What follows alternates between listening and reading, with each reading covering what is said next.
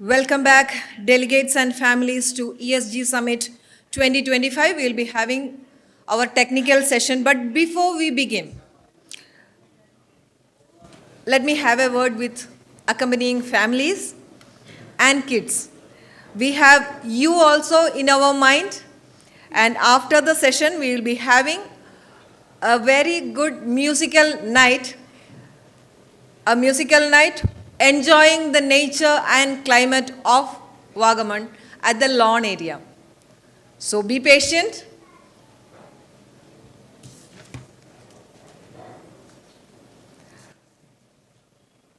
Hope you all have collected the delegates kit and noticed what are the things included in that. I hope you have opened and seen what is inside that. Those items have some specialities. The tea, the packet of tea, that is from the historic AVT Pashupara estate, which reflects the purity of Kerala hills. To remind you, the tea from Western Ghats is rich in antioxidants. The lemongrass oil, a bottle of lemongrass oil. It's a gift from the tribal heartlands of Vagamon, crafted using low-impact distillation process. The turmeric powder, sun-dried and carefully ground, sourced from small farmers at Kizhakkambalam in Ernakulam district. Brindleberry, locally known as Kudambuli in Kerala, sourced from homestead farmers, smoked naturally and slowly, as we did in ancient times in our Kerala homes. Organic black pepper, Kerala's black gold, again sourced from small farmers at Ayarkunam in Kottayam district. You can find a diary in that. Diary with pages made of recycled paper. And you have a pen in that to write with. That is a seed pen. Now, if you look at the tag, it is a paper tag with cotton thread. The whole kit is wrapped and packed in a jute backpack, stylish and durable. So all together, we are giving you a sustainable gift as a delegate kit. We thank Vetros for helping us sourcing and making it possible for us. Now, officially coming back to the technical session, we are having our first technical session, Industry Insights Partnering for Sustainability, the CSL Experience. Speaker, Sri Jadesh Chandra, General Manager, Design, Cochin Shipyard Limited. We now move on to our first session, a session that brings into focus the critical role of sustainable shipbuilding and green maritime practices in advancing national and global climate objectives.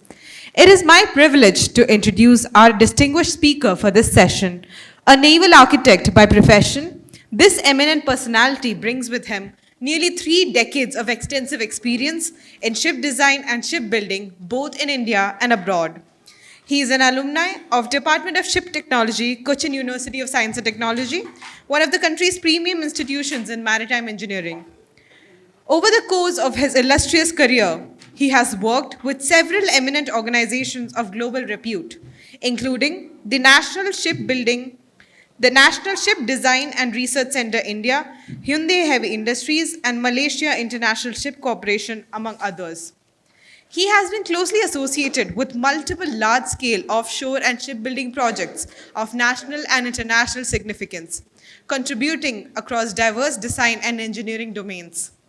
Beyond his industry roles, he has played a pivotal part in shaping maritime standards and policy frameworks. He is a member of the Technical Committee, Indian Register of Shipping, member of Inland Vessel Rule Development Committee under the Bureau of Indian Standards, and has represented India at the International Maritime Organization, notably at the Marine Safety Committee. Currently serving as General Manager at Cochin Shipyard Limited, Please join me in inviting Sri Jatesh Chandra, our distinguished speaker, onto the podium to share CSL's experience and insights on partnering for sustainability. I request CMA Dipendu Roy, Secretary SSB, to honor Sir with a sapling.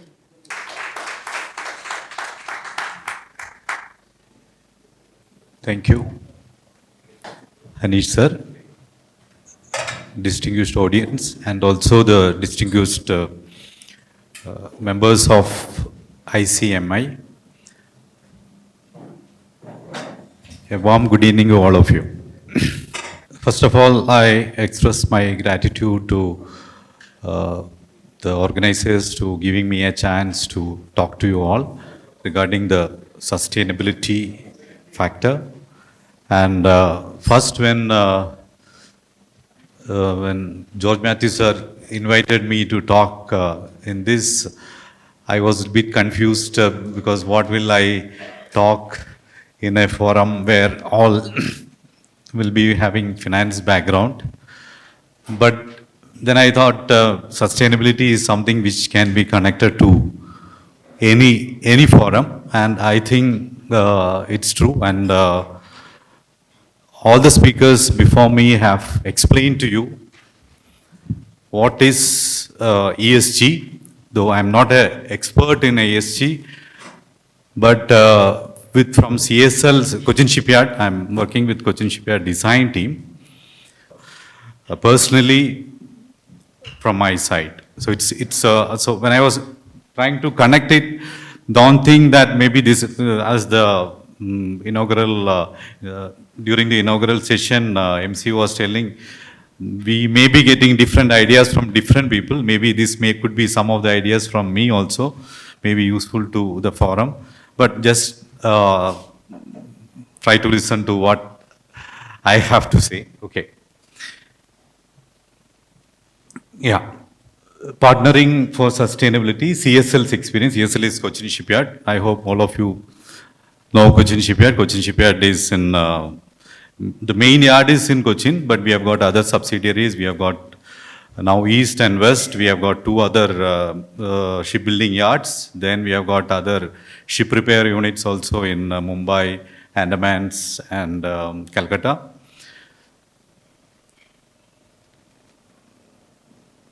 Yeah. For ESG, I don't think I should be talking much about that. I think Anish sir has given a full presentation on ESG, but environmental, social, and governance factor. One of the thing is in sustainability. Basically, it is protecting the environment, ensuring social well-being, and also building a stable economy. In protecting the environment, reducing the pollution, conserving forests, water, and biodiversity, tackling the climate change, switching to renewable energy extra. Then social well-being, everything like fair working conditions, good education and health, and poverty and hunger, no poverty and hunger, and another thing is on building the sustainable economy. But I'm not going into this first, but just to brief, my understanding on sustainability is it's the ability to sustain the conditions. Like how do we sustain in the changing environment, and that should not be a short-term sustainability, it should be a long-term. How do we sustain? So, and we focus now on environment today. Mostly in environment, global warming, all of you must be knowing, in the Paris Agreement, it was decided to have a target of not to go above 2 degrees Celsius from the global average temperature. Global average temperature not to exceed 2 degrees Celsius is a big challenge. Average temperature in the globe, that is around, this is compared with the before the industrial era. That means in 1700s, from then to now, it should not go above 2 degrees Celsius. That was a target. That was a target set in Paris Agreement in 2015. But every change, every factor or every fraction of increase in temperature is actually will affect the growth, the planet, each and every living being here. You know the impact of temperature. If 1 degree change, if you feel a 1 degree change in the environment around you, you will understand that. But that 1 degree will affect how it will affect the plants, how it will affect the living beings, how it will affect maybe even the bacteria, everything will change, maybe the melting of ice, all these things will impact. So 2 degree, more than 2 degree is a big change. So how do we control that? That is the main issue we are facing now. So global warming, just I will give you how it happens is, yeah, in the natural case, above the earth, we have got a greenhouse gases. We have got the normal way of greenhouse gases, but now, because of these greenhouse gases actually keep the warmth of the sun, but with the increased emissions due to the various fossil fuels and other gases which are called greenhouse gases, which is mainly carbon dioxide, water vapor and methane are the main gases. So with carbon dioxide coming in, you will have the sun, the heat, the temperature from the sun, or maybe the earth from the earth. To have a look at how is this, who are the major contributors in the world? If you look at the world, all over the world, so the major countries actually the contributing. This first chart shows the countries that have emitted the most CO2 till date. Until now, if you see, US has emitted maximum 24% of the whole emissions from 1750. If you calculate, US has emitted 24% in the all over the world, and China 15%. India is only 3.5%. But we are being treated as one of the most polluted countries. And why? If you see here, CO2 emissions now, China is here 41%, and USA is still 20%, and India is nowhere.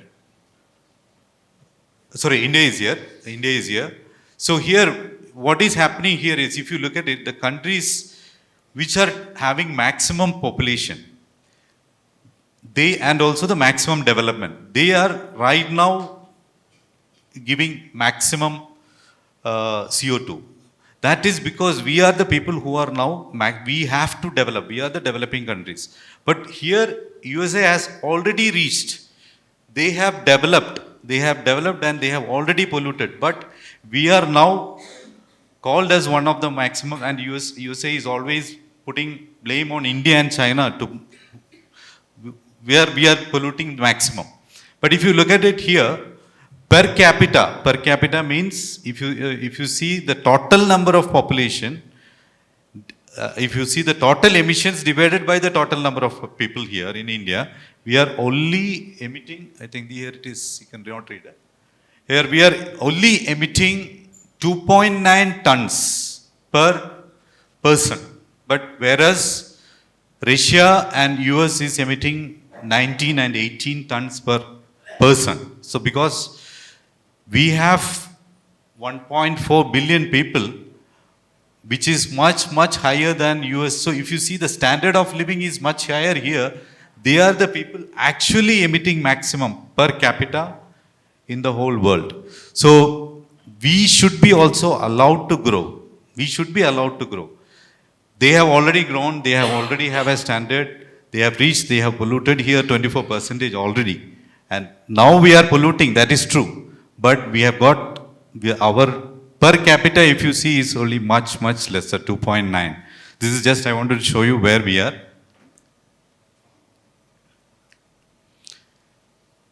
And now coming to the marine sector, what has happened is from 1950s to 2000, we have the diesel engines, which is now the latest, which is in the 2000, which were the preferred power plant for last 70 years, is now under challenge because of the emissions. So because it's emitting carbon, sulfur, and nitrous oxide, so now that is under challenge. So that is why we are running after different fuels nowadays. And globally, the marine pollution is controlled by, we have the International Maritime Organization. They have a zero emission strategy, which is actually, if you see, from 2008, they have taken the benchmark. If it is without any control, if it grows, it would have been gone in this direction. But now by 2050, the target is by 2050, we have to bring it to net zero. That is the target. So the IMO strategy is 2050. The target is to have by 2030, 20% by reduction compared to the 2008. So this is what the maritime world is trying to do now. So based on this target, what has happened to the industry is the shipbuilding where we are involved, the products has changed, which we used to do the conventional ships. Now everybody, the ship owners are also in a very confused state. What is the type of fuel we need to use? So it is a totally a confused state. Which one will give you this IMO target? So this has impacted the design, the operation, and also the fuel which is used in the ships. So the way the ship design is being done, the way the shipbuilding is done, the way shipping is done, everything has changed because of this zero emission strategy. So I'll just take you through the change, some of the products which we are doing now in Cochin Shipyard because of this new requirement coming up. This is one of the projects which we have done. This is a fully hydrogen powered vessel. This is a small 50 passenger boat in India. This is the first one. This is now dedicated to the nation at Varanasi by Prime Minister. It's running. We have done this as a pilot project to demonstrate that hydrogen power can be used for marine operations. So this is a pilot project. Research project done, fully developed indigenously. This is done with a company called, the fuel cells were developed by an Indian company called KPIT. KPIT, I think you may be knowing, it is Kirtan and Pandit. It's in a chartered, they were originally chartered accountants, I think. Then they are into the renewable energy also now. And everything, like the design is done in-house by Cochin Shipyard, and we have got Indian Register of Shipping and CSIR involved in that. It's with a fuel cell of 48 kilowatt hour. I'll not go much into the technical aspects. That has got, this has got a solar panels also on board. So it's a fully zero emission vessel, which the Prime Minister has dedicated to the nation on February 2024. For testing this, we have set up one hydrogen plant supply. We need infrastructure. When you go after these new fuels, one of the thing is the technology itself, and another thing is the infrastructure requirement for the transportation and also for the dispensation. So hydrogen, earlier we had only maybe diesel pumps, then it came petrol pumps, then we have got now electric charging station. Now with all these fuels like hydrogen, ammonia, or maybe methanol, you need to have infrastructure also to come up in. So all these now for marine and also for the road transport, you can see. So marine also, if you need hydrogen filling station, it is not small. So now with multiple fuels coming in, it's going to be costly, and this infrastructure setup for transportation also will be costly affair. So in Cochin, we have set up a small, in Cochin Shipyard, we have set up this dispensations setup for hydrogen. Initially, just wanted to give you an information, because when we started doing this project, nobody wanted to go on board the vessel when during the first run we were, because it's hydrogen, it's in a very high pressure, 300 bar pressure we are storing. It's very inflammable one. So people didn't want to go on board. And then slowly that fear has gone. Now it is running in Varanasi. So this is just a demonstration project so that people will get acquainted to that. So that is now we were, pardon? For, for development? For the development from the concept to the implementation, it took around maybe 2.5 years.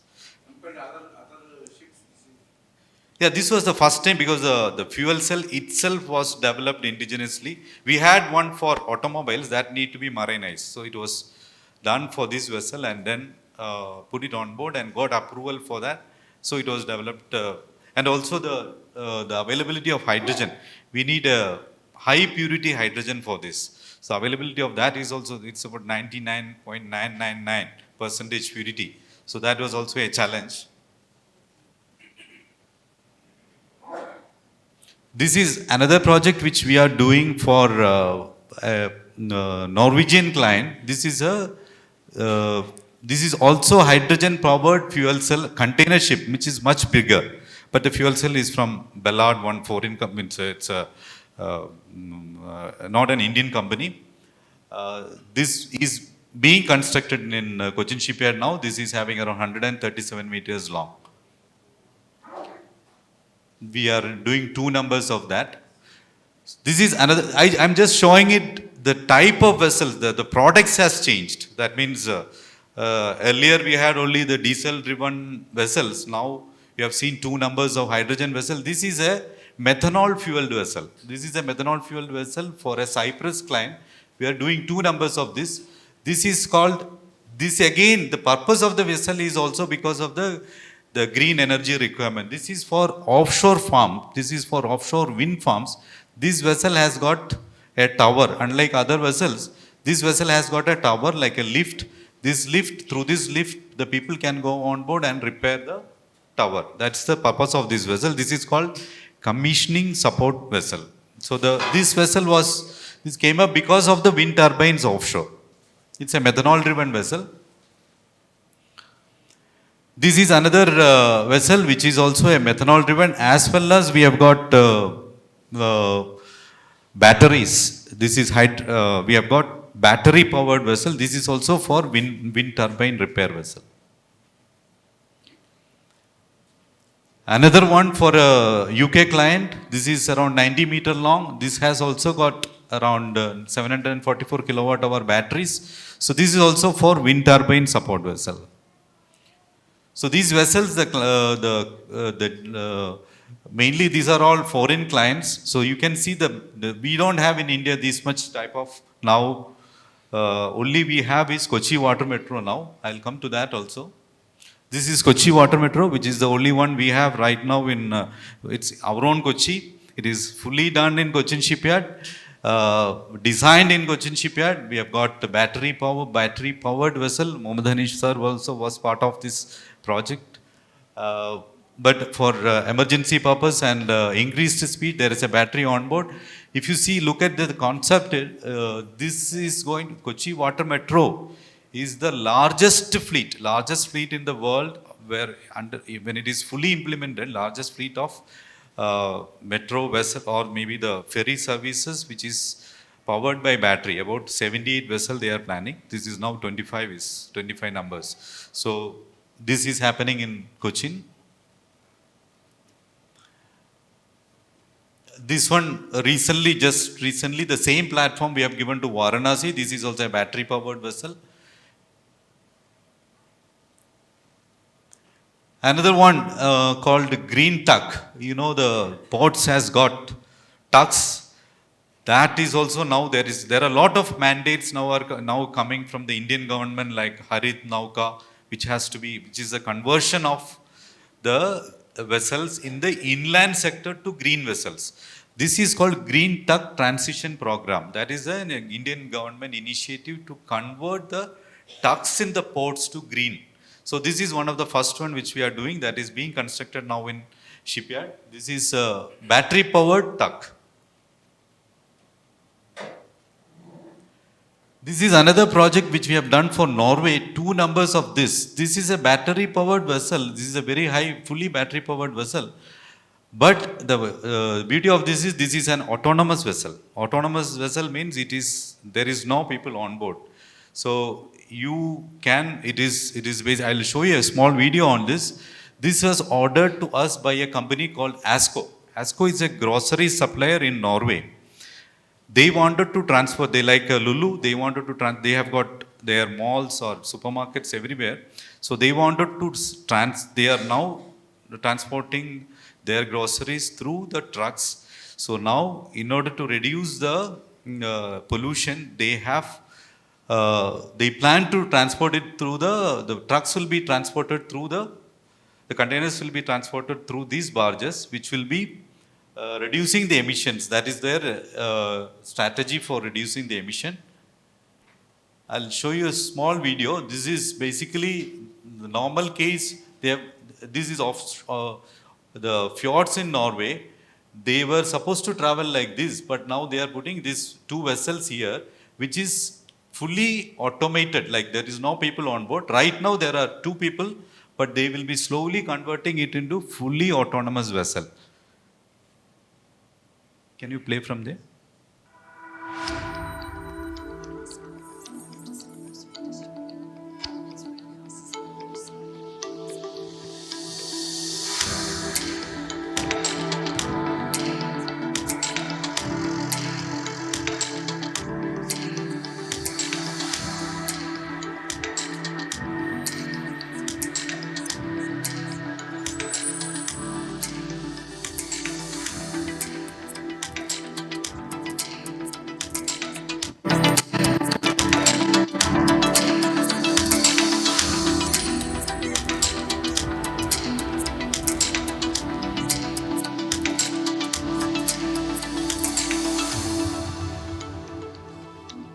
So these are the electric powered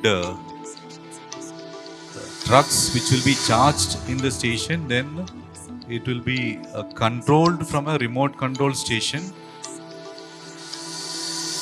So you can see the vessel automatically connects and then goes to the next station by remotely.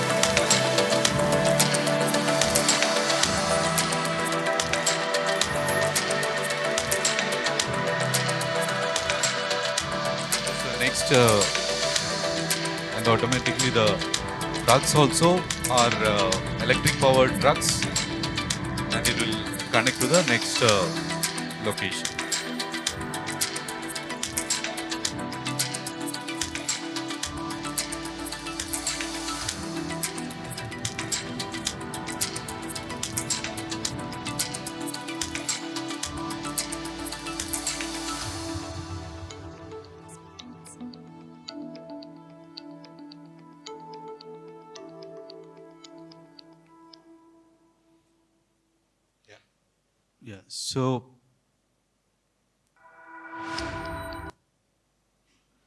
Yeah, so I just in addition to this, now we got a few other fuel projects also. That is LNG powered container vessels we got from a French company recently.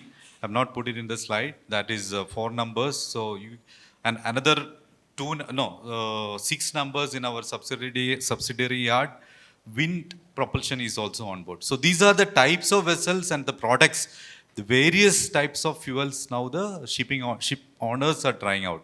So the change in fuels actually a challenge, but that is also an opportunity. So since all of you are in finance, I thought maybe I'll touch upon what are the opportunities happening in shipbuilding, mainly because of these changes happening.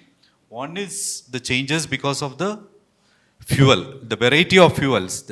You have seen now the hydrogen, battery powered, then methanol driven, and LNG fuel. All these fuels, actually the new type of vessels, the existing fleet will have to be changed with the new fleets. So this is one requirement of large number of ships going to happen in the near future because of the 2050 requirement to net zero.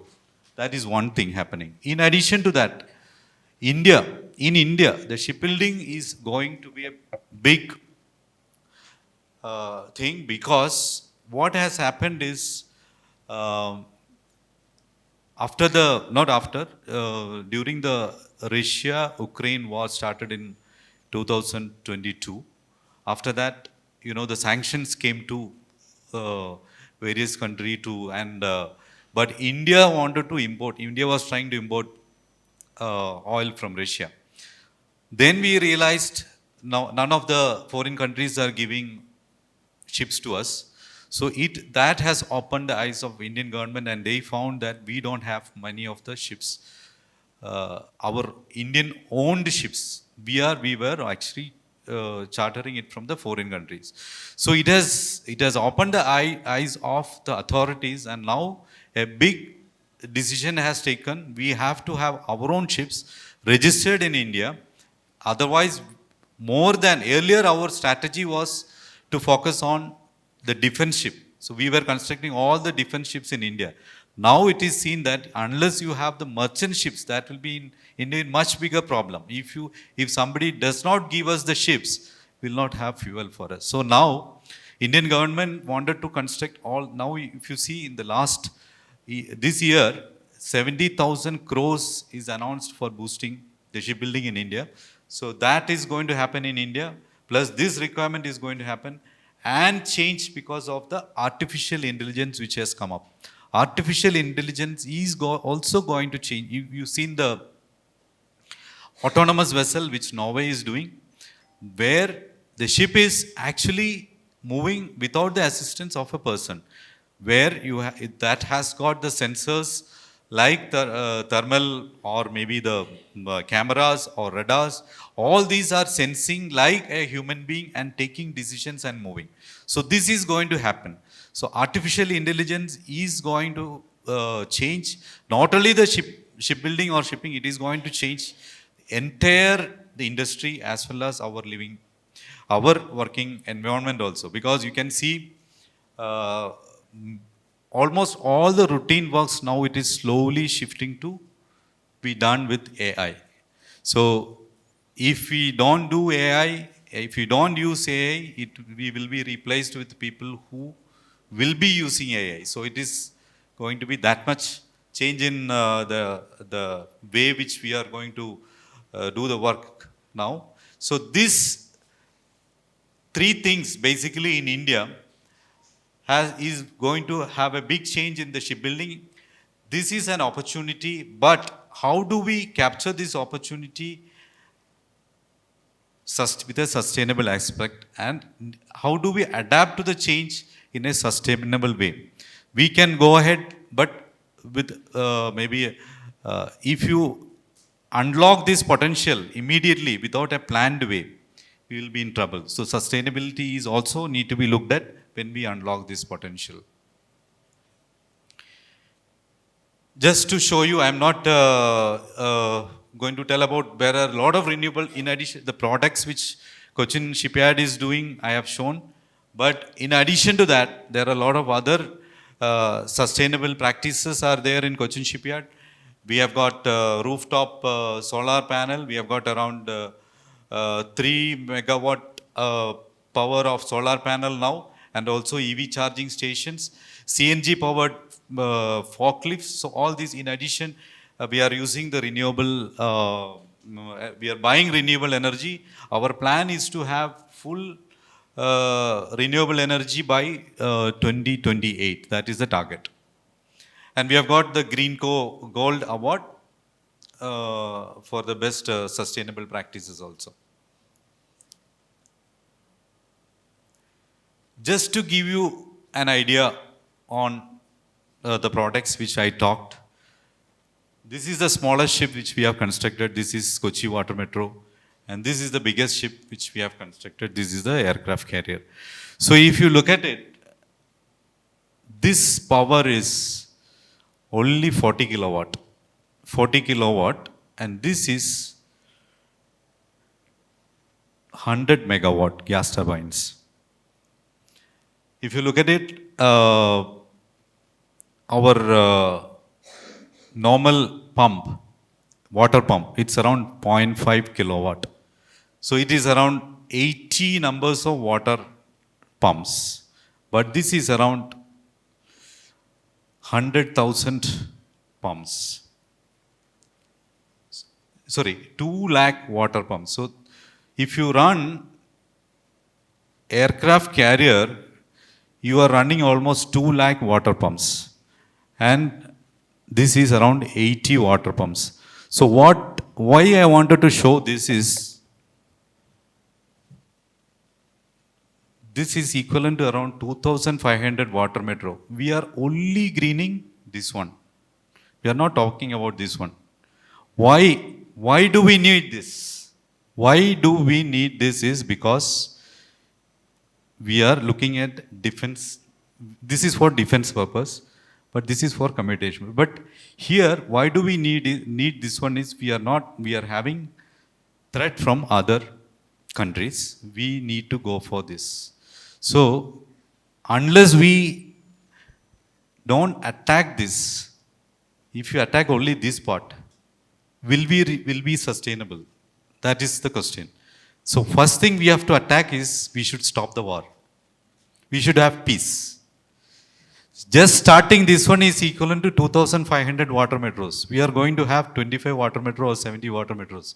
If you stop this, this is the one mainly going to actually decide the sustainability. So the most important thing is peace or align with the other countries. This is very important. Right now, this is not happening and everybody is working. So most of the US has got multiple number, tens of this one for this one. So are we not considering greening this one? We will not be able to green this one. This is a major problem. In India, 2025-26 budget, it is 50 lakh crore. Out of that, 7 lakh crore is for defense. For defense. So we need this because we have to protect ourselves. And why we need to protect is fight between the countries. So there is no peace. So first thing, this is my personal thing, is that first thing we need to have sustainability is world peace.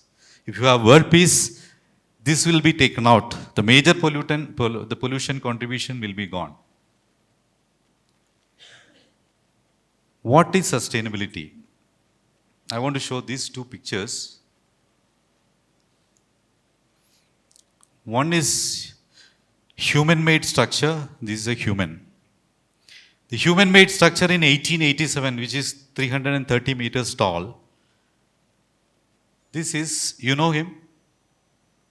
Anybody knows him? This is Swami Shivananda, who died, who got Padma Shri from our president.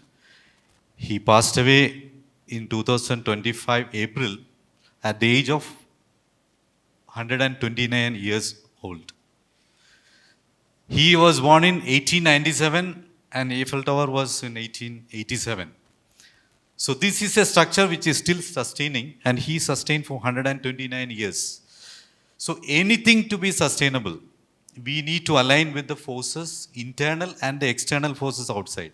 For a designer, he has to design this, taking care of all the forces, the wind or maybe the earthquake, the bottom, for taking care of the wind, you have got an open structure and the lower part is heavy. Anything top heavy will not sustain for long. So this is still sustaining.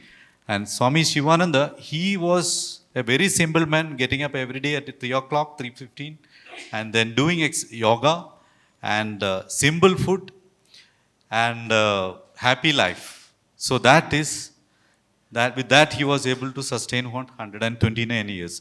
So the God has designed a person to do that. So when he did that, he was able to sustain for the maximum lifespan. So here, sustainability is mainly the balance between development and nature. So when you develop, you should balance with what is the nature's, how the nature is designed for. And sustainability today means living smarter, not just living less, using resources in a way that supports people, planet, prosperity, together. And the main important thing is sustainability happens only with responsibility. It is not switching off a bulb or switching off an AC. It is mainly to empower the people on awareness. What is sustainability? How can we control? More people should know. We didn't know how to sustain in a world. This has to be practiced. So mainly to take up that responsibility. So the seminars like this is the thing where you can pass on this kind of information. More and more people will understand the importance of responsibility. And just I wanted to take cue to this Malayalam കവിതയാണ്. ഇത് I don't know how many of you heard about this. This is ഇനി വരുന്നൊരു തലമുറയ്ക്ക് ഇവിടെ വാസം സാധ്യമോ? ഇത് 36 വർഷം മുമ്പ് കേരളത്തിൽ എഴുതിയൊരു കവിതയാണ്. വളരെ it was written by a very ordinary poet Balachandran Inchakkad എന്ന് പറയുന്ന. I don't know how many of us has gone into this poem. Whatever I have talked, actually 36 years back it was told by a simple man, but we do not know about this. And this is where if you read, I cannot sing it, but I just want to show some of the first one is ഇനി ഡാമുകൾ രമ്യഹർമ്മം അണുനിലയം യുദ്ധവും ഇനി നമുക്ക് ഈ മണ്ണിൽ വേണ്ടെന്നൊരു മനസ്സായി ചൊല്ലിടാം. വികസനം അതു മർത്യ മനസ്സിൻ അടിയിൽ നിന്ന് തുടങ്ങണം. വികസനം. So this is the same thing which I was trying to tell. So when the change is happening and the development is happening, it should come from the bottom of the heart. It should be planned in such a way that it should adjust with the nature. വികസനം അത് നന്മ പോക്കും ലോകസൃഷ്ടിയാവണം. സ്വാർത്ഥ ചിന്തകളേറ്റി സുഖങ്ങളെല്ലാം കവരുമ്പോൾ ചുട്ടിരിച്ച് കളഞ്ഞുവോ ഭൂമി തന്നുടെ നന്മകൾ. നനവുകിനിയും മനസ്സുണർന്നാൽ മണ്ണിൽ ഇനിയും ജീവിതം. When we think about good things, we'll have a better life in the earth.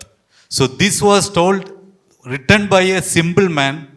He, as a poet, he has taken his responsibility as a poet, but this shows our responsibility to understand this and to take it forward. So this was written 35 years back, and now we are still talking the same thing.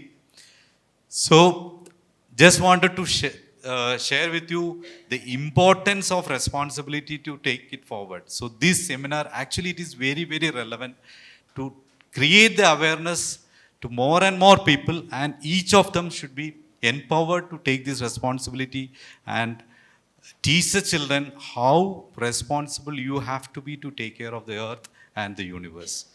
So I hope that's just from my thoughts. I was trying to link it with maybe the audience here. I hope that was useful. Thank you for calling me here. Thank you. Thank you, Jitesh sir, for those insightful perspective on how maritime world and Cochin Shipyard is thinking about emissions and the global strategies that are being taken into the maritime sector. Sustainability is indeed the balance between development and nature.